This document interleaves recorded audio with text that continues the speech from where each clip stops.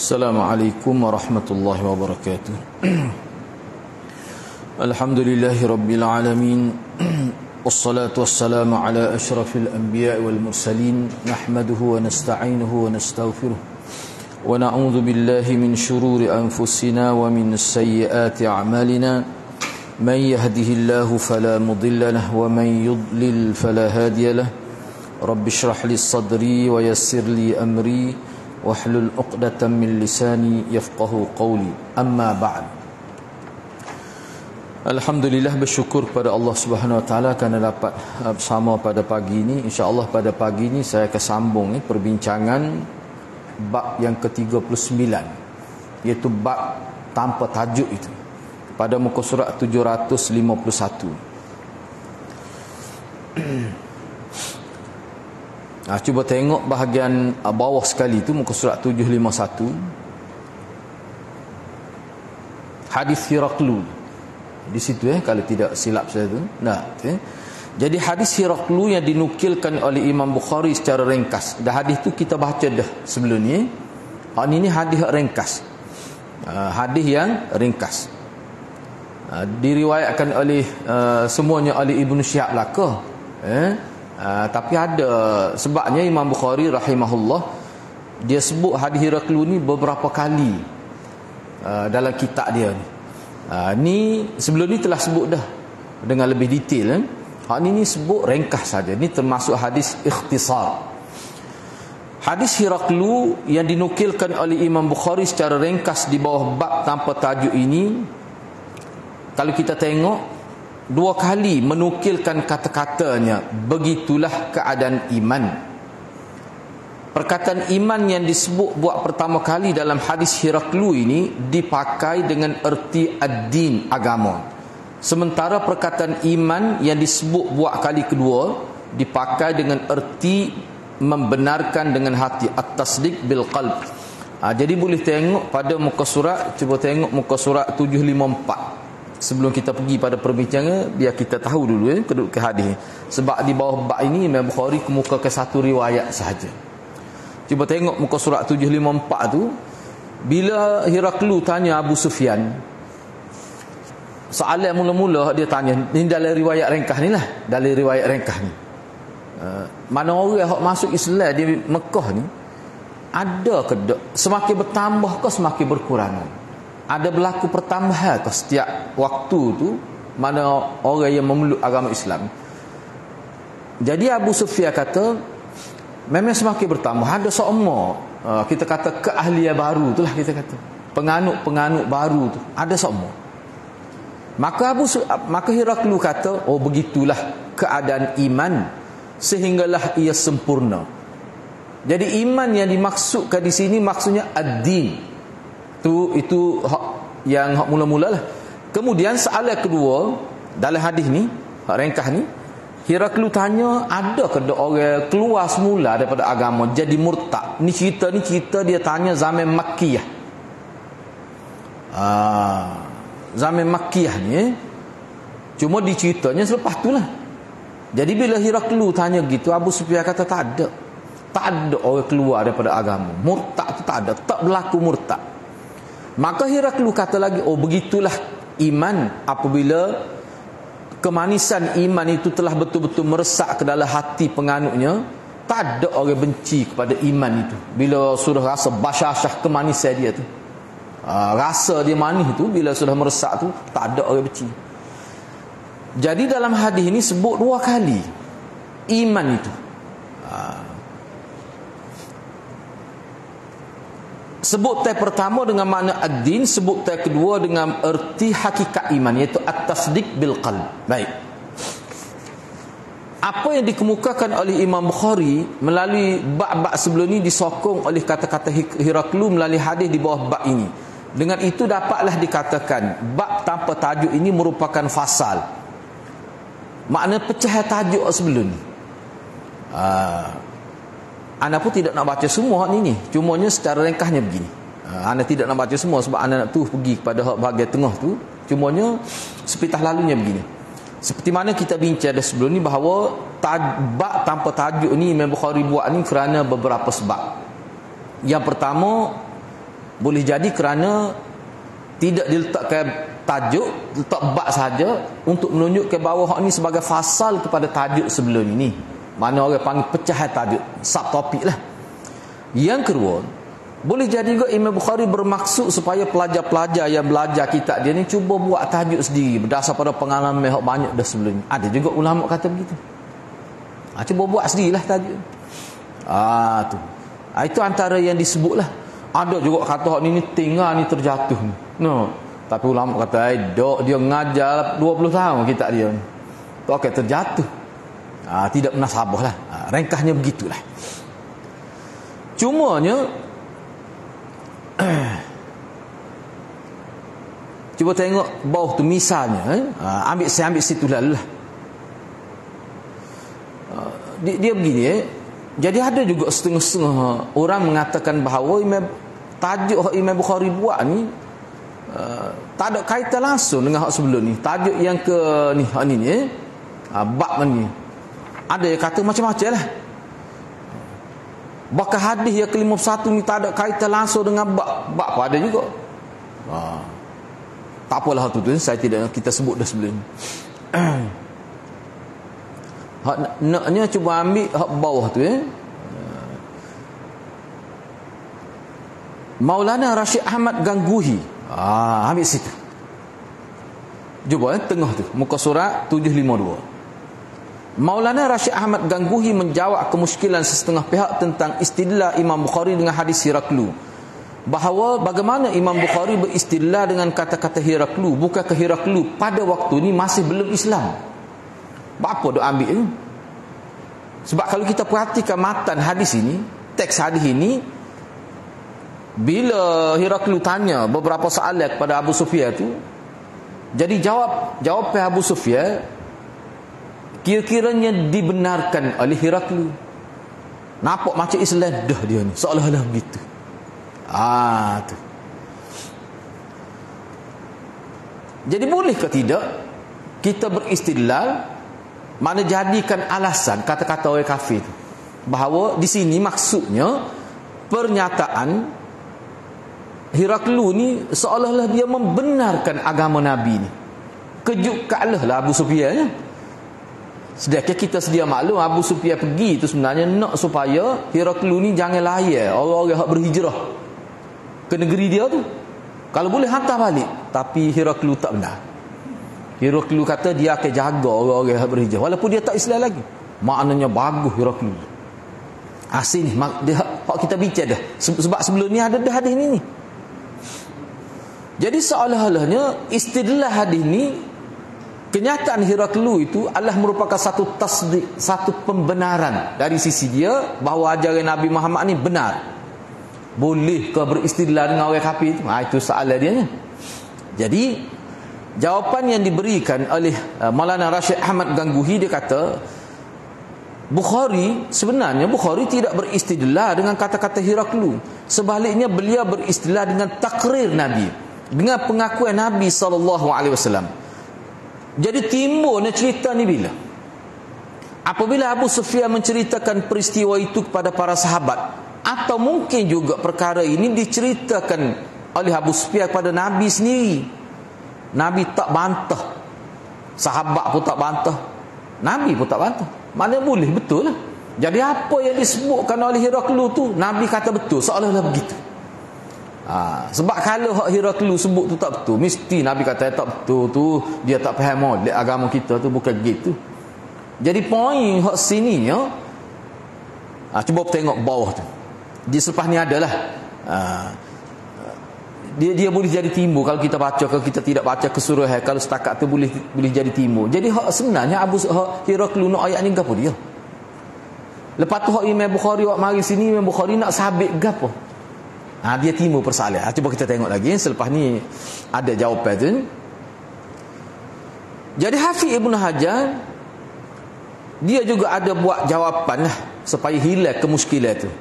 Kata Hafiz Ibn Hajar, dia kata kata-kata Hiraklu itu sebenarnya dia berpandukan kepada kitab-kitab Nabi terdahulu. Sebab Hiraklu ni antara orang yang dikatakan alim dalam ajaran Ahlul Kitab. Dia boleh baca kitab-kitab Injil, Taurat, kitab-kitab dulu tu lah.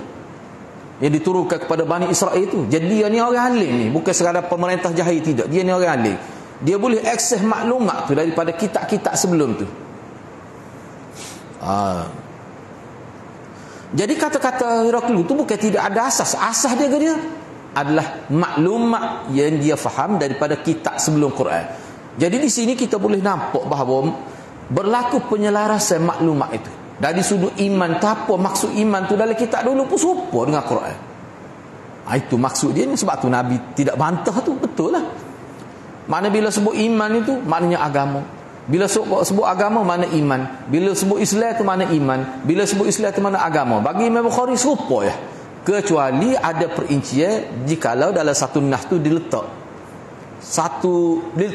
sekali kalimah iman, kalimah Islam diletak sekali, itu adalah perbezaan dari segi maksudnya. Tapi hakikat sebenarnya serupa ya. Hak ni maklumat ni dalam kitab sebelum Quran pun, kitab suci, kitab samawi sebelum Quran pun gitu juga. Hak itulah sebenarnya Nabi tidak bantah kata-kata Heraklius tu. Bukan semata-mata kata-kata dia tu, maklumat tu. Maklumat tu sendiri. Heraklius telah bercakap dengan menggunakan bahasa Rom. Adapun Abu Sufyan, beliau menyampaikan maklumat ini kepada orang lain selepas tu dalam bentuk terjemahan. Sebenarnya terjemahan kata-kata Heraklius kepada Ibnu Abbas dalam bahasa Arab. Jadi Ibnu Abbas ni terkenal sebagai seorang sahabat yang mahir dalam bahasa. Beliau telah meriwayat cerita itu daripada Abu Sufyan tanpa membantah dan mengkritiklah. Semaknanya maklumat dialog antara Heraklius dengan Abu Sufyan itu sebenarnya berlaku dalam bahasa Rom. Kan kita bincang ada hadis yang panjang tu, maknanya dia ada mutarjim. Kan dalam hadis lengkap tu dia ada penterjemah yang mahir bahasa Rom. Bila Heraklius tanya, maka diterjemah dalam bahasa Arab. Dan kita kena ingat sahabat-sahabat ni ada yang boleh bahasa tu, bahasa Rom tu pada waktu ni. Sebab tu mereka tidak bantah apa yang disebut riwayat bil makna. Takkanlah Abu Sufyan nak riwayat dengan Rom, dengan bahasa Rom, dia tak erti. Tetapi Ibnu Abbas yang mengambil maklumat ni daripada Abu Sufyan, dia tidak bantah. Maknanya perkara ni betul. Nabi sendiri pun tak bantah. Jadi kenyataan ini menunjukkan hadis itu benar dan sahih daripada kedua-dua sudut lafaz dan juga makna yang ditunjukkan oleh lafaz. Makna tak mungkinlah Abu Sufyan ni telah merasakan maksud dia. Tak mungkinlah Abu Sufyan tu kelentung makna dia tu. Jadi maknanya kenyataan Heraklius tu selarah dengan apa yang hendak disampaikan oleh Imam Bukhari, iaitu iman itu maknanya agama, Islam itu maknanya agama. Bila sebut agama Islam ni, innad dina indallahil Islam, maknanya iman. Makna boleh pergi mari tu kalimah tu. Itu dia nak sabit di sini ya. Kata Al-Kirmani, salah seorang syarih kepada Sahih Bukhari juga, dia kata Heraklius ni adalah seorang ahlul kitab yang sangat alim. Menurut syariatnya, iman dan agama adalah sama. Ni. Tentu sekali beliau berkata demikian semasa dia berdialog dengan Abu Sufyan tu. Sebenarnya dia kata gitu adalah mengikut pemahaman beliau terhadap kitab-kitab suci hak ada pada dia. Hak orang panggil, sama ada kita kata Injil asal ke, Taurat ke, Zabur ke, makna dia ada tu. Tu. Dengan itu, ia merupakan syariat umat sebelum kita. Jadi pemahaman bahawa iman itu, itulah yang dimaksudkan ad-din. Ini adalah syar'u man qablana. Inilah syariat agama sebelum kita. Syariat sebelum kita. Yang tidak dibantah oleh syariat kita. Ini salah satu bentuk ajaran yang dibawa oleh Nabi dengan ajaran hak sebelum ni. Hak sama, ni antara. Jadi maknanya apa yang ditekankan, yang diperjuangkan oleh Imam Bukhari bahawa iman, Islam, ad-din itu sama saja. Hak ni bukan perkara baru sebenarnya.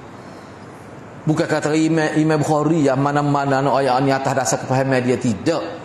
Hadis ni menjadi dalil bahawa apa yang disebut oleh Imam Bukhari ni sebagai memperingatkan balik maklumat asal. Adalah jelas bahawa syariat sebelum kita yang tidak dibantah dan tidak masuk dengan syariat kita boleh buat hujah. Mana boleh buat hujah? Sebab hal ini sama. Walaupun asalnya keluar daripada lidah orang kafir. Supaya cerita ni lah. Aisyah ni dia kata mula-mula dia tahu adanya azab kubur ni bukan daripada Nabi, daripada wanita Yahudi. Bila wanita Yahudi sebut dia tentang azab kubur, terkejut dia. Maklumat baru bagi dia. Bila Nabi balik dia tanya, dia kata betul ke ada azab kubur? Dia pun ceritalah dia ambil maklumat daripada wanita Yahudi. Maka Nabi membenarkan. Tu. Jadi tak salah tu. Jadi azab kubur ni bukan maklumat dalam Quran saja, tidak. Dalam kitab-kitab dahulu pada dah. Baik, seterusnya cuba kita tengok hadis ni. Hadis ni kita baca dah sebelum ni, saya baca sekali lagi. Hadis yang ke-51.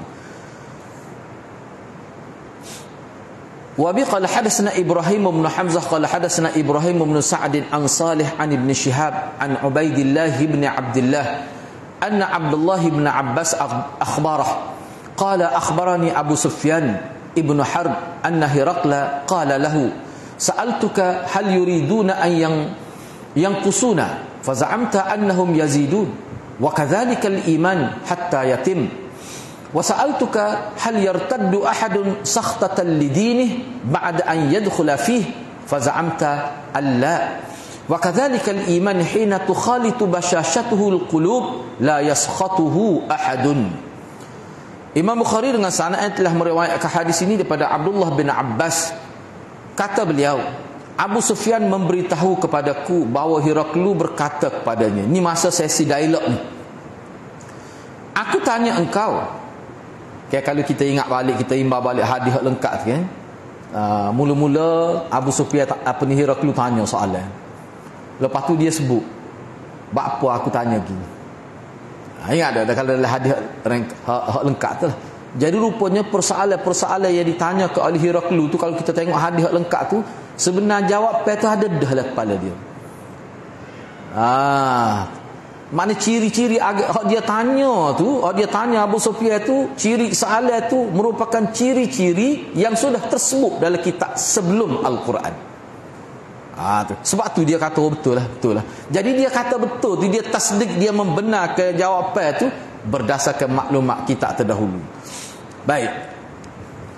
Jadi aku tanya engkau pada peringkat awal masa dialog ni, adakah pengikut Muhammad tu semakin bertambah atau kurang? Asalnya lama apa tu kau tak ada. Tapi engkau jawab, mereka tu semakin bertambah. Ada semua orang menganut ajaran Muhammad, bertambah semua keahlian Islam itu. Maka Hiraklu kata, begitulah iman sehingga dia sempurna. Iman itu sehingga dia sempurna. Bila siapa tahap sempurna tu nak boleh jadi lengkap tu, moga iman ni adalah amal, iman ni adalah agama. Agak ni peringkat awal. Duduk di Madinah saja pun proses pengukuhan iman tu berlaku 10 tahun. Duduk di Mekah ni 13 tahun. Proses nak bermulanya keimanan, nak boleh sampai 23 tahun tu, itulah proses dia. Cumanya dia sebut sini, apa yang jadi bertambah tak murtad tu, mana iman hak masuk tu kira-kira sudah mencengkam dengan kuat, walaupun tak sempurna lagi. Moga Islam ada tengah tu, tapi masuk tu kira-kira kukuh dah bertapak tu. Sebab tu tak murtad tu. Baik, tu satu. Bila aku tanya engkau, adakah dak hak murtad? Dah tadi ayat ada bertambah. Tak ada seorang abuk hak murtad. Abu Sufyan kata tak ada seorang abuk hak murtad. Bila di Mekah ni kira-kira zaman Makkiyah. Bila Abu Sufyan jawab gitu, maka Hiraklu kata, begitulah keadaan iman apabila kemanisan iman itu sudah dirasai oleh penganut dia. Dia tak akan benci kepada Islam, tak benci pada agama itu. Itu maksud dia. Baik. Cuba kita tengok di sini. Anda nak ambil sedikitlah. Ni biodata Ibrahim bin Hamzah ni. Ni pertama kali kita jumpa ni. Siapa dia ni? Tidak nak baca semua. Ini guru Imam Bukhari dalam meriwayatkan hadis ni. Ibrahim bin Hamzah. Ibrahim bin Hamzah bin Muhammad bin Hamzah bin Mus'ab bin Abdullah bin Az-Zubair bin Al-Awwam Al-Qurashi Al-Madani. Kunyah dia Abu Ishaq. Jadi kalau kita tengok dia punya susu galur itu, kita dapati Ibrahim bin Hamzah, guru Imam Bukhari ni, cucu ke-6 Sayyidina Abu Bakar. Ni cucu ke-6 Sayyidina Abu Bakar. Cuba tengoklah. Bermula dengan Abdullah bin Zubair. Kan Abdullah bin Zubair tu cucu Sayyidina Abu Bakar kan? Absa 2, 3, 4, 5 neh. Maknanya generasi ke-6. Cucu Sayyidina Bakar. Menjadi guru pada Imam Bukhari rahimahullah. Kemudian situ dia sebutlah, anda tidak nak ambil semuanya. Cuba tengok bawah tu. Dari segi tausik dia tu. Muhammad bin Sa'ad berkata, Ibrahim bin Hamzah ni adalah perawi thiqah, saduq dalam hadis. Kata Abu Hatim, beliau ni perawi yang saduq. Kata Imam Nasai, tidak mengapa dengannya, mana kita boleh terimalah riwayat dia tu. Ibnu Hibban, Maslamah bin Qasim Al-Andalusi dan lain-lain mengatakan beliau ni perawi yang thiqah. Baik, tak apalah. Jadi Ibrahim bin Hamzah ni meninggal dunia di Madinah pada tahun 230 Hijrah. Tu kan. Baik, seterusnya cuba tengok nota 528. Cuba tengok nota 528. Hadis Hiraklu yang dikemukakan oleh Imam Bukhari di sini adalah ringkasan daripada hadis yang panjang. Dialog antara Hiraklu dan Abu Sufyan sepenuhnya telah pun dikemukakan oleh Imam Bukhari di peringkat awal dulu dalam Kitabul Wahyi tu. Di peringkat awal lagi. Hadis ini dengan sanad yang sama akan dikemukakan oleh Imam Bukhari dengan lengkap dalam Kitabul Jihad. Akan datang Imam Bukhari sebut pula dengan lengkap dalam Kitabul Jihad. Akan datanglah. Cuma sini dibawa secara ringkas saja. Jadi perbuatan meringkaskan hadis dan memetik sebahagian daripadanya sahaja tidak sepenuhnya menurut istilah muhaddisin dikatakan kharmun fil hadis, atau setengah ulama kata ikhtisar fil hadis. Ni contoh hadis yang mukhtasar, hadis yang asalnya panjang tapi kita petik poin yang diperlukan saja untuk tajuk yang dibincangkan. Waktu dia panggil ikhtisar fil hadis. Imam Bukhari selalu menggunakan kaedah kharm dalam kitab sahihnya. Jadi para ulama hadis berbeza pendapat tentang boleh ke tak boleh. Kita bila nak riwayat hadis, kita ambil sebahagian, kita ringkas boleh ke tak boleh. Jadi ada setengah ulama dia kata secara mutlak boleh secara mutlak. Ada pula yang secara mutlak kata tak boleh. Mana khilaf ulama. Pendapat yang benar dalam masalah ini ialah tindakan kharm ataupun ikhtisar hadis tidak diharuhkan jika makna bahagian yang dipetik tidak boleh difahami tanpa disertakan bersama bahagian yang dibuang, atau makna bahagian yang dipetik akan berubah jika tidak disertakan bersama bahagian hadis yang dibuang. Maksudnya begini, ringkasnya begini. Ni termasuk disiplin ni. Disiplin dalam nak ikhtisar hadis. Bila kita petik hadis tu, dia tidak rasak makna tu.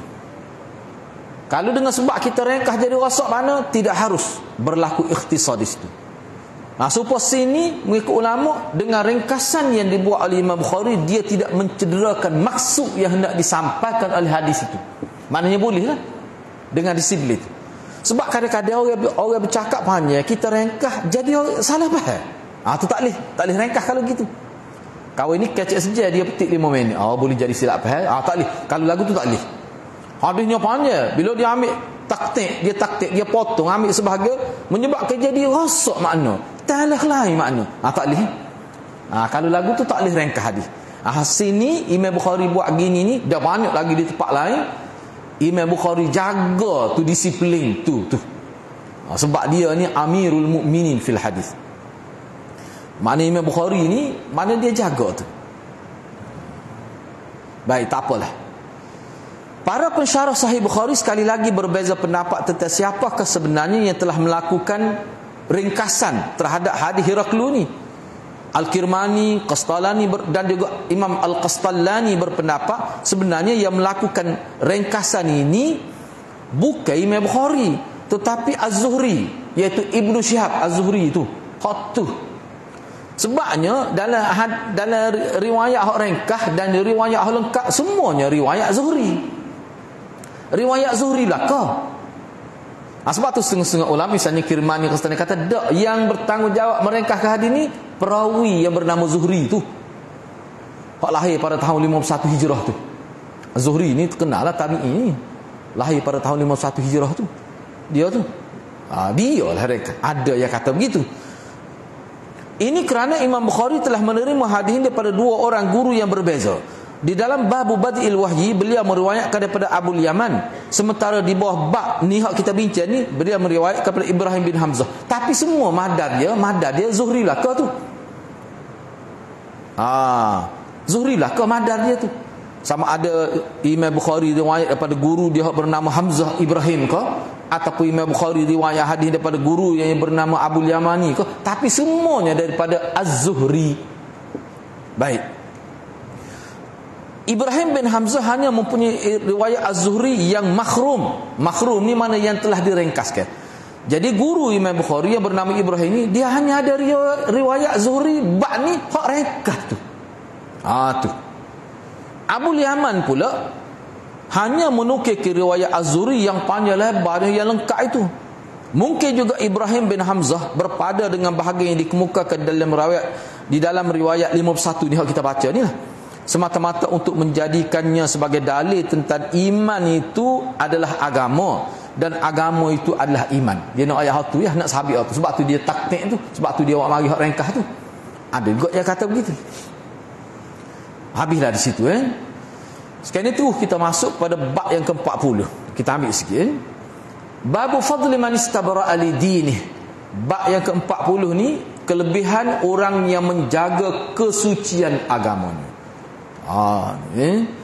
Imam Bukhari nak bincang pula ada kelebihan orang jaga agama ni.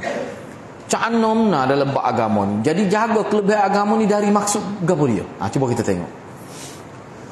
Tujuan Imam Bukhari mengadakan bab ini dan juga kesinambungannya dengan bab-bab hal sebelum. Tu dia punya poin kita diminta supaya difokuskan dalam tajuk ni.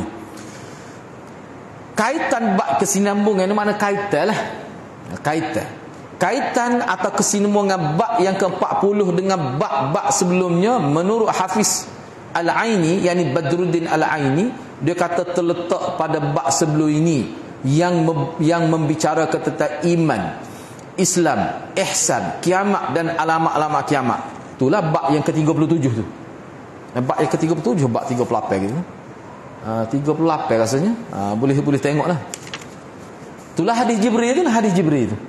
Tanya mal Islam, mal iman, mal Islam, mal iman, mal ihsan wa ma alamatus saah tu. Empat perkara tu. Hadis Jibril tu. Hak itulah sebenarnya. Dia letak situ. Jadi maknanya hadis Jibril tu siapa ke bab ni dia bersambung makna dan maksud bab itu. Itu maksud dia.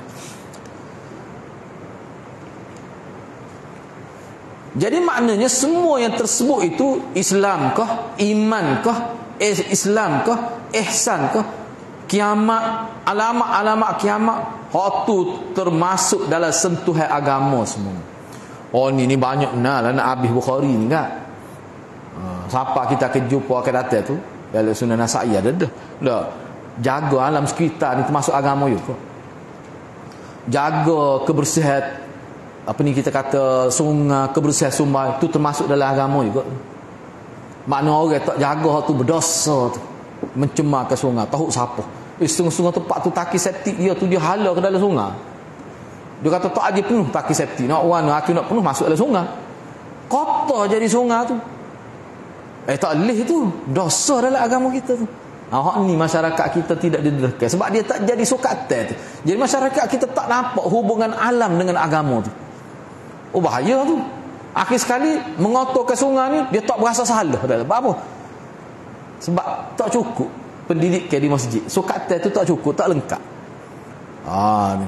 Sebenarnya ada buku ni ulama kita kata ahli akademik lah, anda tak ingat nama apa, buku tu ada. Ana pun tak beli lagi, tengok dalam internet tu. Satu buku tu ni pihak ana 100 muka surat lebih buku tu. Dia bincang hadis-hadis tentang penjagaan alam sekitar. Hadis-hadis tentang penjagaan alam sekitar. Bagi ana molek benar kalau jadi kuliah ringkas ni. Beberapa kali kuliah. Ana selamat juga tidak beberapa kali juga tu. Sebab duk tengok-tengok tu. Tu. Bagus benar ni. Orang kita di setengah-setengah tu pada pergi masjid sama tu.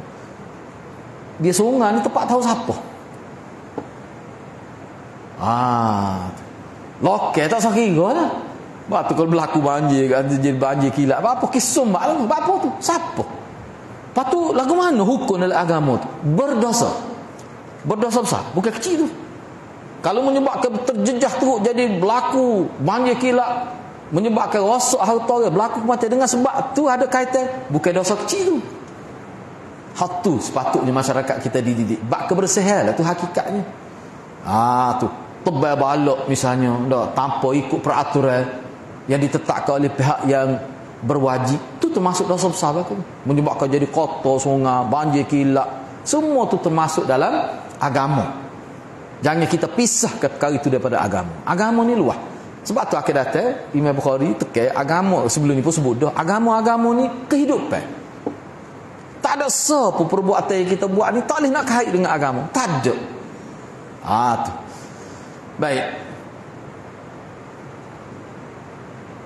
Menjaga kesucian agama juga merupakan sebahagian daripada urusan agama, dan ia juga melibatkan iman, Islam, ihsan dan topik-topik lain dalam agama.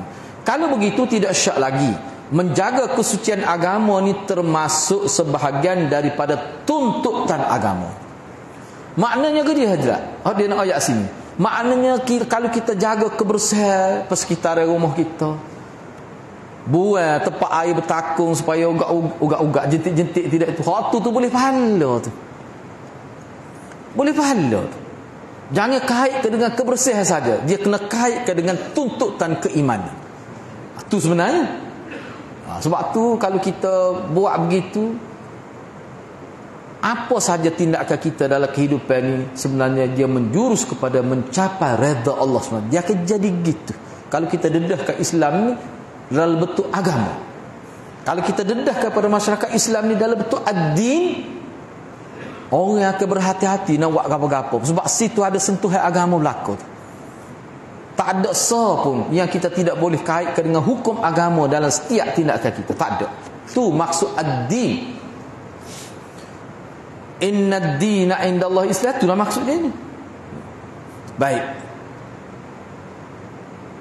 Para ulama berbeza pendapat tentang maksud Imam Bukhari mengadakan bab ini.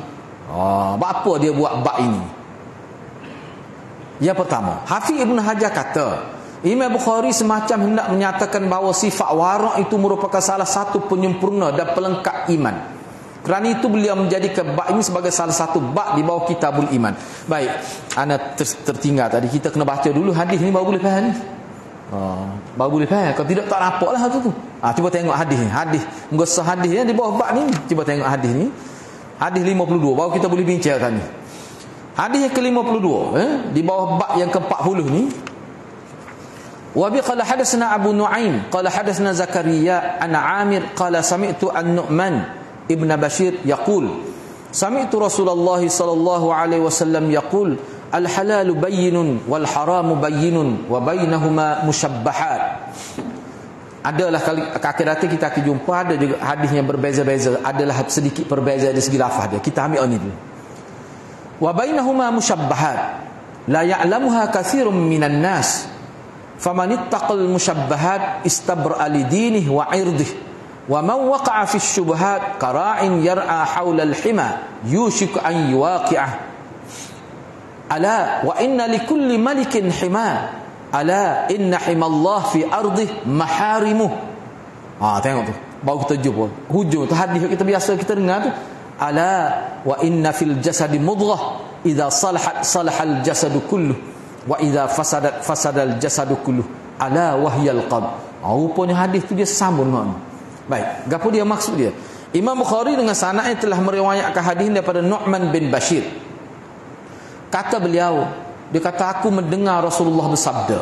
Aku dengar Rasulullah bersabda. Dia sebut terang aku dengar.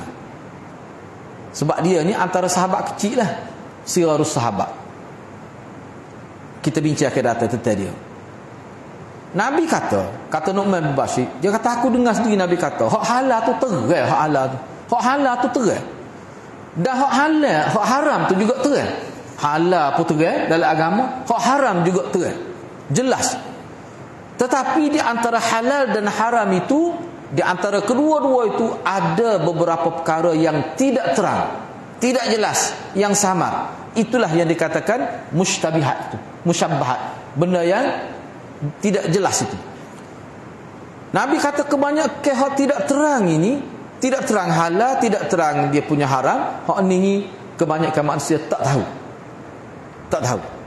Sesiapa yang memelihara diri dari perkara yang tidak jelas itu, hak tidak jelas pun dia jaga juga, berarti dia telah menjaga kesucian agamanya dan kehormatannya. Dan sesiapa yang terjerumus ke dalam perkara syubhat, perkara yang samar, dia tu samalah seperti pengembala kambing yang melepaskan binatang ternakannya di sekitar kawasan larangan. Lambat laun binatang ternakan itu akan termasuk ke tempat larangan itu. Bapa duk mai tepi kawasan larangan itu? Ketahuilah bahawa setiap pemerintah itu dia ada kawasan larangan dia yang tersendiri. Ketahuilah bahawa kawasan larangan Allah di muka bumi adalah perkara-perkara yang telah diharamkan olehnya. Ingatlah bahawa dalam tubuh badan manusia ini ada seketul daging. Apabila ia baik, maka baiklah seluruh jasadnya. Dan apabila ia rosak, maka rosaklah seluruh jasadnya. Ketahuilah, itulah jantung ataupun hati nurani manusia. Baik, bila kita faham hadis tu, maknanya hadis ni sebut tentang syubhat. Jadi maknanya tajuk yang dibawa oleh Imam Bukhari ni, jaga kesucian agama tu, jaga, bukan jaga hak halal, bukan jaga haram, jaga hak ada di antara halal dan haram tu. Hak orang panggil perkara tak jelas hukum. Kena ingat juga perkara tak jelas hukum akan datang kita bincang secara ringkasnya. Perkara tak jelas hukum ni biasanya perkara-perkara baru. Perkara-perkara baru yang berlaku di zaman kita tak jelas hukum. Itu satu. Yang keduanya, perkara yang tidak jelas ni bagi individu. Orang lain jelas dah, bagi dia tak jelas. Dia kena berhati-hati dengan perkara tu. Orang lain terang dah, tapi bagi dia tak terang. Boleh jadi kerana kejahilan dia, kerana tak sapa maklumat apa dia. Bagi dia ni syubhat lah tu. Ada juga setengah ulama kata gitu. Hakiki lagu ni tuntutan agamanya jangan buat kecuali dapat pencerahan terlebih dahulu. Jelas dulu hukum tu baru buat. Itu maksudnya. Itu makna jaga. Ni jaga buat galik-galik bokok-bokoknya baru tanya. Kalau lagu tu tak kena lah tu. Hak tu dia panggil bebal, dia panggil. Baik, cuba kita tengok barulah kita boleh faham hak ni. Para ulama berbeza pendapat tentang maksud Bukhari buat bab ni. Kelebihan orang yang menjaga kesucian agama. Bapa buat tajuk gitu. Baik. Yang pertama, kata Hafiz Ibn Hajar, Imam Bukhari dengan tajuk yang dibuat oleh Imam Bukhari ni, nampaknya Imam Bukhari ni semacam hendak menyatakan bahawa sifat warak merupakan salah satu penyempurna dan pelengkap iman. Kerana itu beliau menjadikan bab ini sebagai salah satu bab di bawah Kitabul Iman. Jadi di sini maksud Hafiz Ibn Hajar termasuk dalam warak peringkat tinggi. Sebab kalau mengikut Imam Malik, warak peringkat biasa ni, kata Imam Malik kata warak nyawa jaga hukum halal. Warak hak ni kena pada sesiapa saja bila dia Islam. Biar dia tak pakai pih pun. Dia tak pakai serban ke, tak pakai jubah pun. Kalau dia jaga hukum halal dan haram, warak dah tu. Baru nampak comel agama tu. Baru nampak molek agama tu. Tu kata Hafiz Ibn Hajar. Maknanya Hafiz Ibn Hajar kata hak ni kita duk bincang bab warak ni. Bab warak ni. Tu maksud Ibn Hajar. Yang kedua, Syekhul Hin Maulana Mahmudul Hasan, dia kata gini. Dia kata Imam Bukhari melalui bab yang ke-37. Bab 37. Kalau bab 38 tu hadis Jibril tu. Bab ke-37. Kena ingat baliklah bab ke-37. Gapo dia? Babu khaufil mu'min min an yahbata amaluhu wa huwa la yash'ur. Bab yang ke-37 yang bermaksud bab kebimbangan orang beriman, hilang amalannya. Hak sudah dicatat oleh malaikat dalam buku catatan tu, tiba-tiba hilang dalam keadaan dia tak sedar. Imam Bukhari buat tajuk yang ke-37. Orang beriman sengerti, takut-takut amalan dia, hak dia buat dah tu, hak boleh pahala dah, tiba-tiba hilang tanpa sedar. Tu orang beriman semua. Ni kita bincang panjang lebar dah. Salah satunya inilah orang panggil muhasabah amal. Kena cek semua, kena jaga. Yang tidak berhenti daripada melakukan dosa, yang ini tidak bertaubat, bahkan terus menerus buat dosa yang sama, dia boleh menjadi penyebab Allah hilangkan pahala-pahala yang telah dicatat. Itu kita bincang dah sebelum ni. Baik. Melalui bab ini pula, bab yang ke-40 ni, Imam Bukhari naik ke satu tahap lagi dengan menyatakan bahawa dalam usaha menjaga kesucian agama, kita semua perlu mengelak diri daripada perkara-perkara yang tidak jelas hukum. Yang ni jangan buatnya dulu, siasat dulu, ambil maklumat dulu. Tu maknanya. Beliau juga secara halus mengingatkan bahawa jangan sekali-kali seseorang itu berasa sedap hati melakukan maksiat. Bapa tu tak apalah, kita buat dulu. Mau kita ni muda lagi, lepas ni kita bertaubatlah. Jangan gitu, tak buat lagi. Jadi orang yang ada kebimbangan tu, dia tak akan buat maksiat. Kalau buat pun dia tidak akan jadi berterusan, berkekalan melakukan maksiat.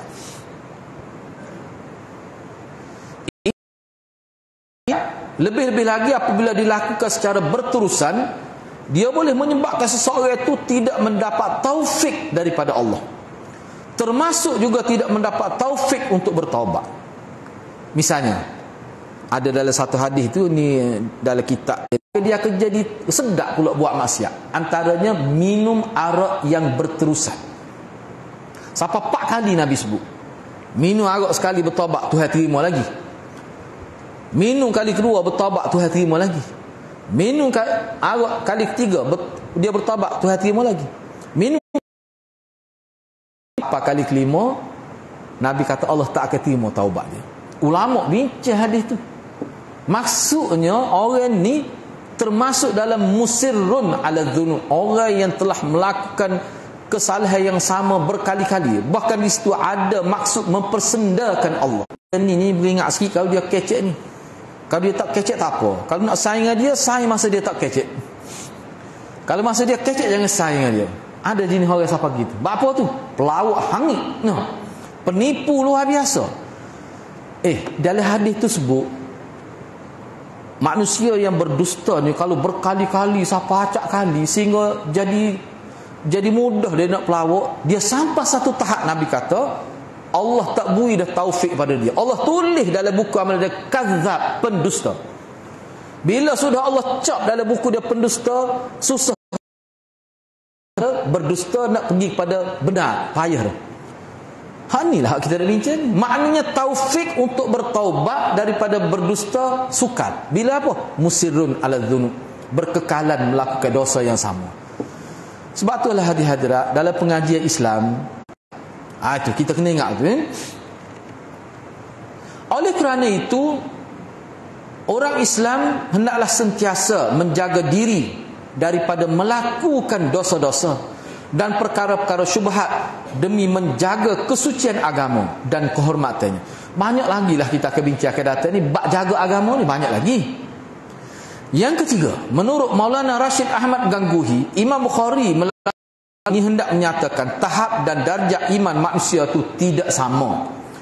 Ini dapat dilihat pada sikap mereka yang berbeza-beza dalam menjaga kesucian agama.